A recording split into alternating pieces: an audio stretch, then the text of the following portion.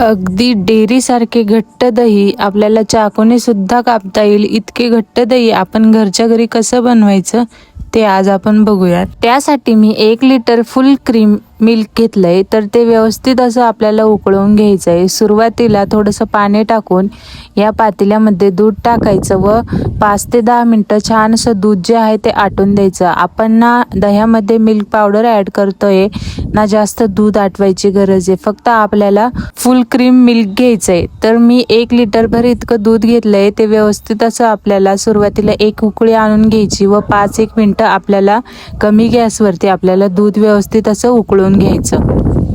इथे दूध जे आहे ते व्यवस्थित असं मी उकळून घेतलंय व गॅस बंद करून दिलाय। त्यानंतर आपल्याला दूध असं थंड करायला ठेवून द्यायचं, जास्त पूर्णपणे थंडही नाही करायचं। आपलं बोट बुडेल इतकं व बोटाला सोसेल इतकंच थंड करायचं, म्हणजे कोमट करायचं।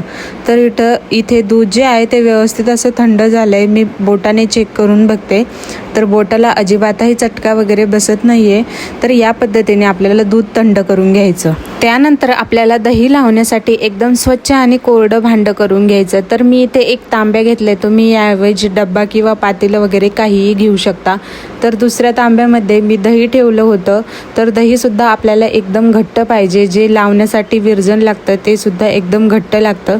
तर 1 चमचाभर इतकं मी विरजण घेतलंय व रिकाम्या तांब्यामध्ये ते टाकून दिलंय। आता ह्या रिकाम्या तांब्यामध्ये जे 1 चमचाभर दही टाकलेलं होतं ते व्यवस्थित असं आपल्याला फेटून घ्यायचंय व सगळ्या तांब्याला आपल्याला हे विरजण जे आहे ते लावून घ्यायचं। इथे सगळीकडे विरजण जे आहे ते व्यवस्थित असं लावून झाले व त्यानंतर कोमट केलेलं दूध होतं ते या तांब्यामध्ये टाकून द्यायचं आणि चमच्याच्या मदतीने व्यवस्थित असं आपल्याला विरजण व दही मिक्स करून घ्यायचं। त्यानंतर रात्रभर आपल्याला हे गरम जागेवरती तसंच ठेवून द्यायचं। छान असं 7 ते 8 तासानंतर आपलं दही जे आहे ते व्यवस्थित असं सेट झालंय, बघू शकता।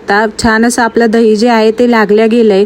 तर याला तुम्हाला असंही खाऊ शकता किंवा तुम्हाला थंड वगैरे करून खायचं असेल तर थंडही करून खाऊ शकता। अजून सेट होण्यासाठी मी 2-3 तास हे दही जे आहे ते फ्रीजमध्ये ठेवून देते।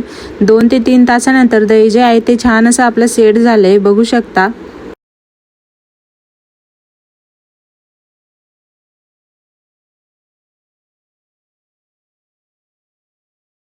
तुम्हाला मी हे दही चाकूने कापून दाखवते, तर एकदम घट्ट व असं मस्त दही तयार झाले, अगदी आईस्क्रीम सारखं दिसतंय, अजिबातही आंबट वगैरे नाहीये।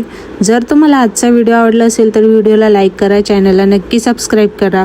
पुढचा व्हिडिओ कशावरती बनवायचा मला हे कमेंटमध्ये नक्की सांगा।